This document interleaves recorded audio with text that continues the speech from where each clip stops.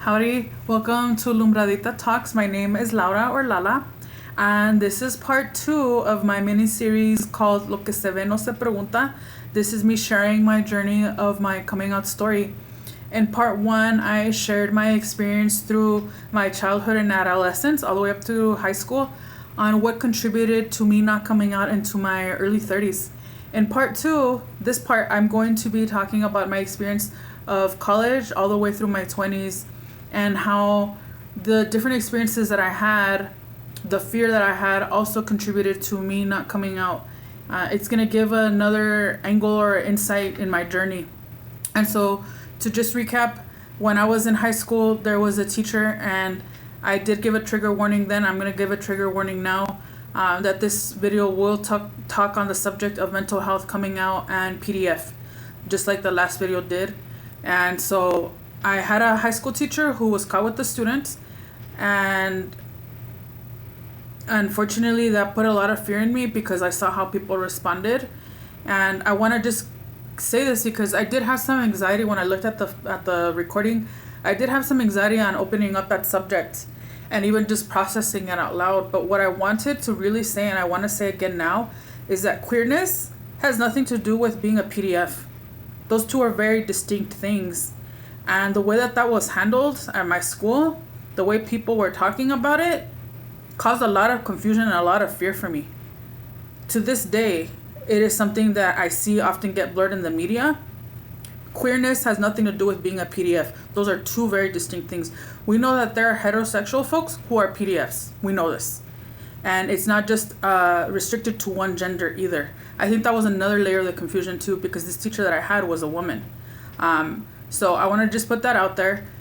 In this chapter again, or in this part of my series, I'm going to be talking about the experience that I had in college and also just starting my career as an educator, how that delayed the process of me coming out. I will start off by saying that me being first generation and me being the oldest and me being a woman really did all of these things intersect. When I started college, there was no blueprint for me. I was the first one in my family to go to college, and I was having to learn how to navigate a lot of difficult situations, a lot of ambiguity, a lot of uncertainty on my own. That resulted in me living in survival mode and operating out of fear a lot of the time. I was a very responsible kid, but I was very overwhelmed. I was having to manage my studies. I was having to manage having a job, sometimes more than one job. I was having to manage my living, my self-care. I was having to manage maintaining some type of social connection to others, all at the same time. And that was very difficult. It was very, very overwhelming, and it often led to me freezing and shutting down and isolating a lot. Throughout college, I was in things like the marching band, the basketball band. I was in this thing called the French horn choir. I played the mellophone and the French horn. Really nerdy. I was also a part of the new student orientation, student employees. That was kind of like my foot in the door of teaching and speaking in front of large groups. I was a student DJ at the KRUX radio station. I had an internship at a nonprofit. I had a work-study job on campus. I was a research assistant. I did a little bit of everything on campus, but I was in survival mode. And I ended up declaring my degree in sociology and communication studies.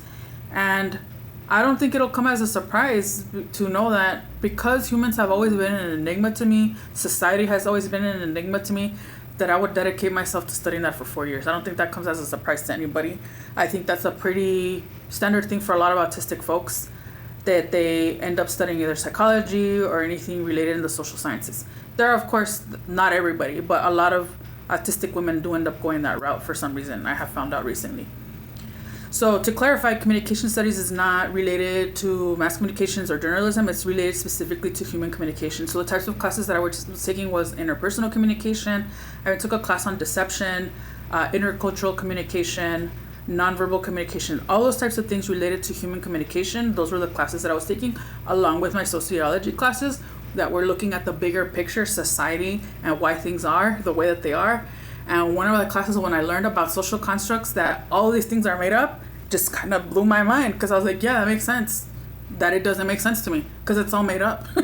So anyway, I just wanted to share that where my college journey, where I was at.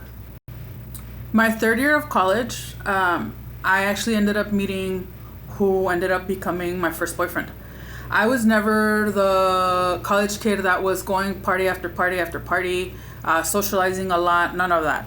Even though I was very involved on campus, I was not socializing a lot. I was often the designated driver, and like I said, because I would feel so overwhelmed, I often isolated.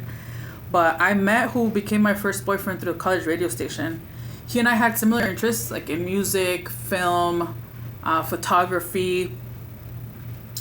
We just had similar interests, right? And both of us, looking back, were also very isolated in our respective lives. We were very isolated. And we ended up becoming friends, and we ended up spending a lot of time, and we eventually ended up being in a relationship. I still was experiencing a lot of confusion back then on what attraction meant. But I feel that we both fulfilled certain needs for each other and just somehow made it work. I fulfilled his need to be supported, and he filled my need to feel useful. So let me expound on that a little bit. When I met him, I supported him through moving out of an apartment with a roommate who was abusing substances. My mom and I supported him in learning how to drive and being able to take his driver's license test. I supported him on applying for financial aid. I supported him on finding internships in journalism because that's what he was studying. I even supported him in finding a dentist to do dental work because he had some dental issues. I supported him. I fulfilled that need that he needed to get his life together, I guess, if we want to say that. And he filled my need of feeling useful. We were both emotionally immature, I would say. I would not say that there was any type of abuse in that relationship. Even though we were emotionally mature and did not always communicate very clearly with each other, and we often had differences of understanding, there was never any name calling, any belittling, any insulting, or anything like that in that relationship. So credit to both of us for not really having a blueprint of what a healthy relationship looks like, and us not ever crossing that line. There was never any physical abuse or otherwise, right? I will say though that I was very negative and I was very judgmental, and I'll touch a little bit more on that. And over time, I did become very resentful. And when we are resentful, that's usually because we have not upheld any boundaries. We have completely neglected ourselves, right? I said earlier that he filled my need to feel useful, but what I didn't realize at that age was I was just replaying things out from my younger years of feeling useful to other people and feeling that that's all I was there for. There wasn't reciprocity there. I didn't have any boundaries. And in some senses, I felt like he was holding me back, and I felt like suffocated. So, and for him, because he got his life together, I was not really useful to him anymore. We just didn't align anymore. And so we ended up breaking up. We met my third year of college, like my second semester, so near the end of my undergrad degree, and we broke up my second semester of my last year of grad school. So this relationship spanned almost 3 years, which is wild to think about. But the relationship ended with a betrayal. Like I said, he was not, and I were not, we were not headed in the right direction. We were not headed in the same direction, I mean. And so the relationship ran its course and it ended.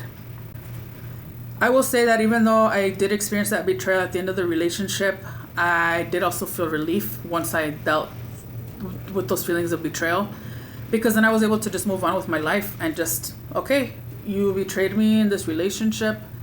This relationship is over. Now that gives me permission to move on with my life unapologetically and to go back to my default.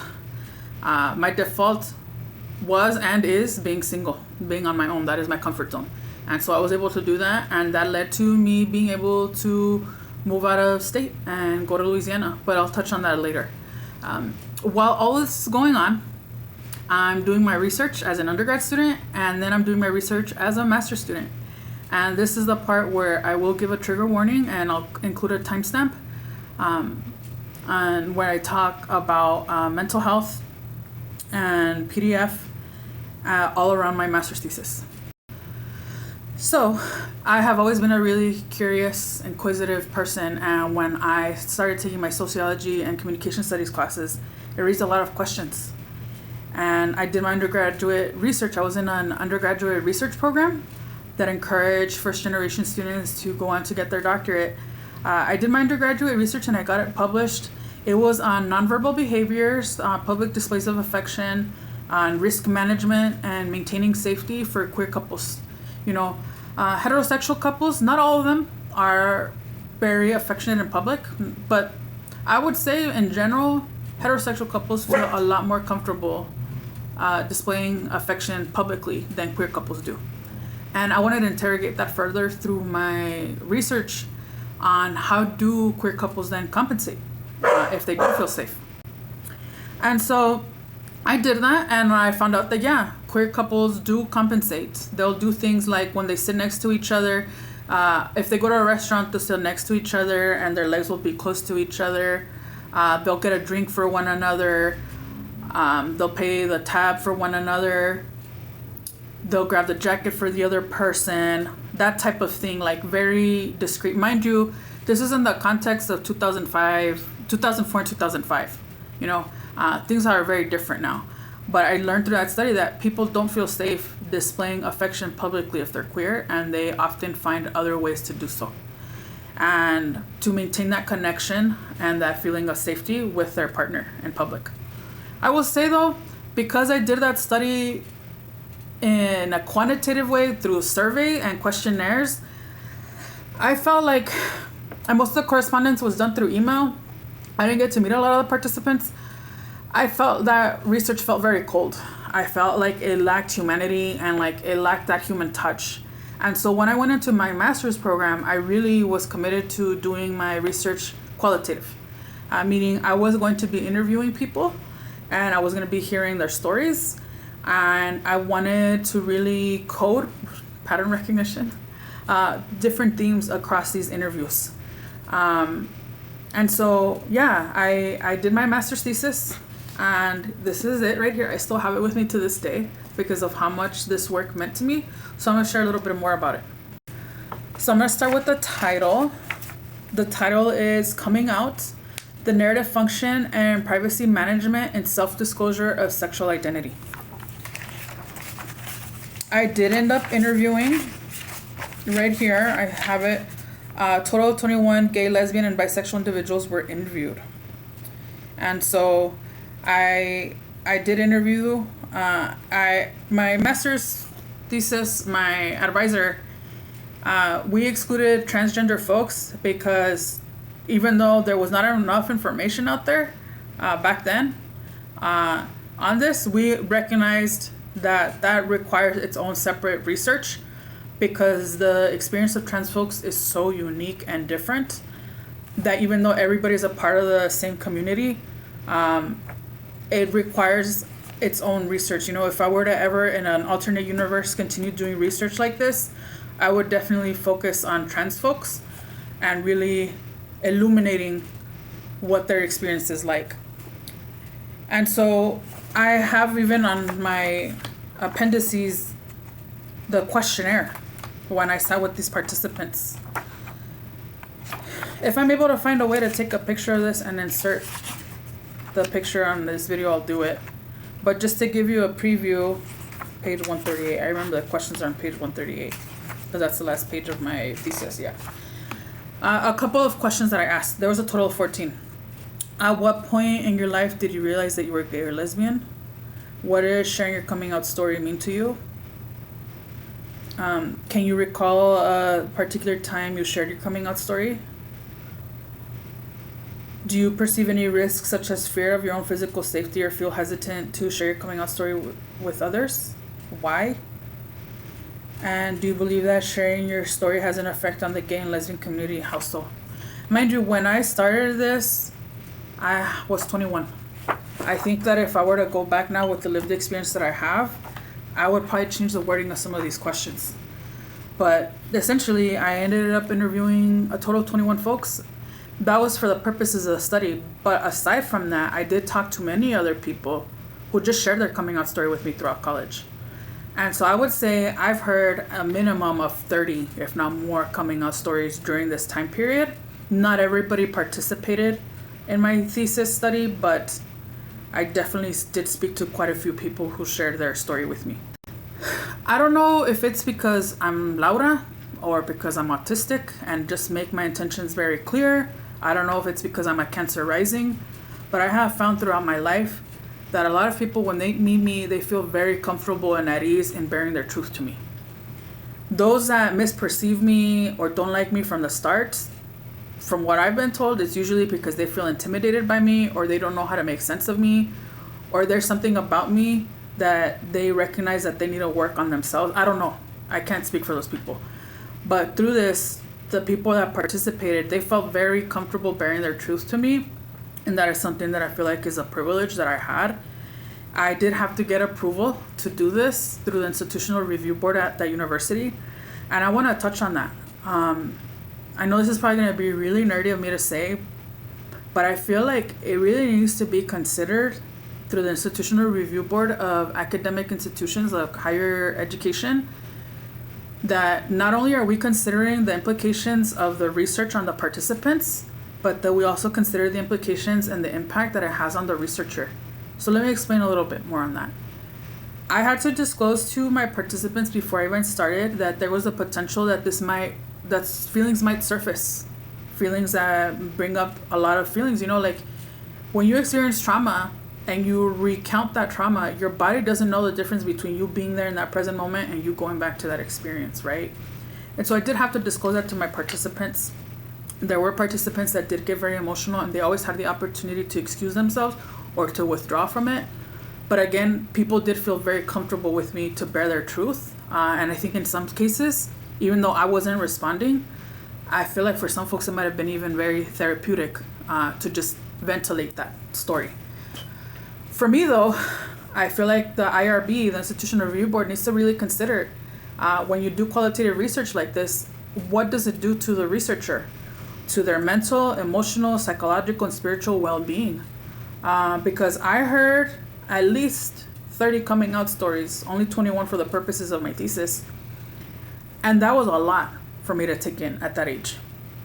That was a lot. Being a person who is empathetic and sensitive to other people's energy, that was a lot for me. It was hard for me to not be moved by that. It was hard for me to not wake up in the middle of the night thinking about it. It was very, very difficult. I know that like in other fields, like let's say biology or chemistry, they do take into account the exposure that a biologist or a chemist will have in a lab, and they come up with gear to protect them, and they put limits on how much exposure they can get. But for some reason, there were no safeguards, to my knowledge back then, on what this could do to a researcher when they're doing studies of this nature. Mind you, these are just ideas that came up in my head. This was my genuine curiosity and wanting to understand. And so, yeah, it was a lot. It was a lot. I would say that aside from hearing all of these stories, I actually had to transcribe them because we didn't have the technology back then for Zoom to generate an automatic transcript. I had to transcribe those interviews. And so what that meant was I had to replay those interviews over and over and over again, like 10 to 20 seconds at a time, type it up, replay it to make sure that I did the transcription correctly, and hit play and continue. By the end of those transcriptions for these 21 participants, I had typed up over 300 pages. That's a lot. That's a lot. You can imagine witnessing this person sharing their truth and then having to replay it by myself over and over and over again, and then go through the process of now printing out these transcripts and identifying codes and themes across all these stories. In the span of a year and a half, I did that. It was a lot. It was a lot. I think at some point I became numb. I think I became withdrawn. I think it added a lot of fear to me because of hearing these stories, and it increased my feeling of not being safe. Through all of this, people that were close to me accused me of being gay. That's the crazy part. I was questioned by people close to me. Why are you doing research on this? Are you gay? Is that why you're doing this? I genuinely, like, when I did this research, I was just genuinely trying to understand a group of people and why this story was important to them and what it mean to them. I have always just been a person that wants to understand people. And that really was hurtful to me back then, and it added on to that feeling of fear and that lack of safety that I carried within me. On top of that, just kind of like a random thing, one of the participants, really nice person, she flirted with me and was very blatant in her flirting. For me to recognize that somebody's flirting with me, you gotta be pretty blatant with the flirtation. And of course I had to keep it professional, but I remember feeling like a visceral response and me not hating that, like being like, this girl just flirted with me and I actually like that she flirted with me, but obviously I'm being professional and I'm not going to respond because I'm doing this research and I'm going to carry on. I'm not going to stay in contact with this person after the research study is over because that's not ethical. But I remember that kind of just, this was thing that I felt in the back of my head, like I had a response to a woman flirting with me and I don't know what that means. But because I was so focused on my research and I had to carry on and live in survival mode, I didn't really sit down to really think about that and process that. Now, this is where I'm going to give a trigger warning on one participant in particular who added on to this trauma and this fear that I have at that age. Like I had said, there were participants of various ages, anywhere from their 20s all the way up to their 50s. And there was this one participant, he was a man, who, again, I was like 21, 22 years old while this is happening. And he shared with me that he was married to a woman. Trigger warning. He was married to a woman. And the FBI caught him looking up photos of children on his computer. And he was in prison for this. And when he came out of prison, I think after like 5 years, if I'm not mistaken, he was on the offender list, on the registry for that. I want you to think about a 21, 22-year-old hearing that and having to process that on their own. For that man, I would imagine for him, it was probably therapeutic to ventilate it and to just share that with somebody. I don't think he was trying to harm me, but it was harmful to me, and it goes back to what I said, that the Institutional Review Board, my master's thesis professor, my thesis committee, those professors, they did not consider the implications of this research, of what it would do to me. My professor, he saw my transcripts of all the transcriptions. He saw that part where that participant disclosed that. And that added a lot of confusion to me. I'm going to say this, that I did not really articulate it in my last part of this series. Being queer and being a PDF are two very distinct things. One has nothing to do with the other. The way that I saw people react to that teacher when I was in high school, and the way that this man was speaking about himself and trying to make sense of his decisions in front of me, it just put a lot of fear in me. It confused me. It overwhelmed me. Like I said, at some point I went numb. And I became very withdrawn. I didn't feel like I could talk to anybody about it. And then I defended my master's thesis and graduated and moved on. But I never really processed that. I just carried it in my body. It was very, very difficult. So one thing I want to talk on is just like overall, like what were the findings of this master's thesis, right? Because I do think it's important to share that. Even though that's not what this series is about, I do want to share that back then the stigma was very real, and it still is. That even when folks had a positive coming out experience and had a support system, their safety was still in question when they were not with their safe people. And that did impact how they presented themselves publicly and at work, and who they disclosed their identity to. And that was very evident through the research. Folks often share their coming out story to make sense of their place in the world. They share their story to reflect back on their experience, to recognize how much they've healed and grown. And it can be very affirming to do that. And in many ways, sharing a coming out story with a person that they feel safe with, or in a group of people they feel safe with bearing their truth to, is a way to feel seen and a way to connect with others. It's a way to impart wisdom. And so there was value in me doing that research, because it kind of illuminated that. And again, if it wasn't an alternate universe and I felt like academia and higher education was a safe place for people like me, a supportive place for people like me, I would have probably continued doing research. But life took me in a different direction, and I became an educator in public schools. And so, yeah, I just wanted to add that in there. And so then I finished my master's thesis, completed, I graduate, and I moved to New Orleans. And then 4 years later, I moved to Colorado Springs. And in between my graduate program, when I started teaching, and my time in Colorado, that took me like from graduate school to New Orleans to Colorado, and that span of that 8 years or so, I was Teacher of the Year 3 times. Education rewards self-abandonment. Me being an educator continued to feed my need to be useful. I couldn't sit still. Anybody that knows me knows back then that I was very high strung. I got no chill. I was in survival mode. I was navigating now being a full-time employee in the workforce in 2008, when we know that a lot of stuff happened globally, politically, financially in this country. In 2008, and because I had that need to feel useful, it was almost like a compulsion. And because I was a work addict, I would say, what that led was to me not having to deal with myself and me not getting to know myself. I didn't do what others were doing in my age group. I wasn't traveling.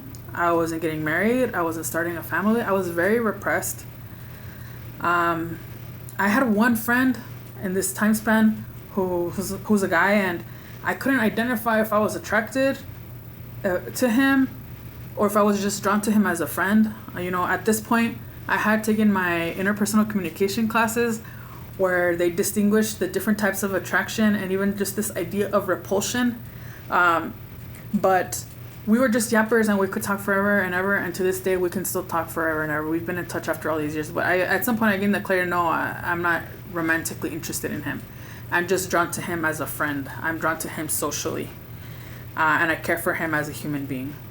There was one guy at some point when I lived in Colorado, man, the bar and the self-esteem was low, because I don't know if he thought it was a date. I certainly didn't think it was a date, but he invited me to go for a walk in the park. Mind you, Colorado is beautiful, so that's the context there. But we kept communicating and stuff like that, and I got the sense at some point that he wanted me to be the typical Mexican, stereotypical housewife. I think that's what he wanted from me. And I've always just been very blunt, like, no, I'm not about that. I don't know how to cook. Like, if you ask me to cook, I'm going to run for the hills. Like, I'm just not going to do that. I can get the house in order. I'm very good at organizing and creating systems. I can run a whole house, but me in the kitchen, lost me on that. So we had like a random conversation, and I just made it a comment that, yeah, I'm not ever gonna be one of those women that cooks in the kitchen. He ghosted me. He ghosted me after that, because I guess he thought, oh yeah, no, this isn't going anywhere. I'm like, yeah, it's definitely not going anywhere. But even that was such a weird situation. Because I wasn't even sure if I had any romantic interest. I was just reciprocating communication. He was communicating with me, so I was responding. But I wasn't taking it upon myself to really initiate communication, if that makes sense. All this to say that throughout my 20s, I was in survival mode. I felt like I was under a lot of pressure. I was very repressed. I did not trust myself. I would say I had a low self-esteem.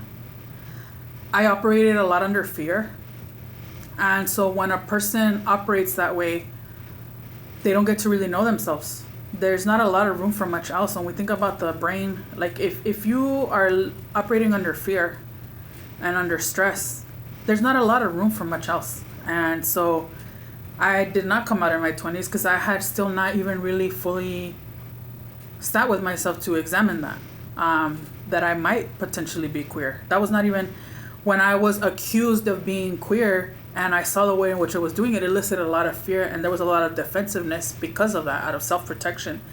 So if I have any wisdom to share from that, is that I now have compassion for that person looking back, and I can get really choked up talking about it, because I was a 20-year-old just trying to figure out life, and I was trying to understand other people, and my curiosity unfortunately put me in harm's way because of doing this thesis, and I wasn't protected. Nobody checked in on me to see if I was okay. But because I now have compassion for myself, when I look back at that young person, my compassion now extends to other people. When I see now somebody who's very repressed, very judgmental, very closed off, I now have a deeper understanding, and it's not projecting, but I have a deeper understanding that that's probably fear. There's probably something within themselves that they haven't dealt with yet, and they're now projecting it outward. And I have compassion, people don't come out or show who they truly are under fear. And I'll share that more about that in another part of the series, about how safety and one accepting oneself is a huge part of coming out. But yeah, that's where I'm at with that. In this next chapter, or this next part 3, I'm gonna be talking about what happened when I turned 30 and I took a solo trip. I went on a solo trip, and that was a process that started the process of me beginning to unravel. If I'm not mistaken, this was right around my Saturn return. I started to unravel and go through a pretty serious mental health crisis that led to me coming out in my early 30s. And so that's just a little preview of that. I will be posting it next Monday. Thank you so much for hearing me out. I welcome any comments or questions in the chat. Please keep it respectful, and I'll see you on the next one. Thank you so much.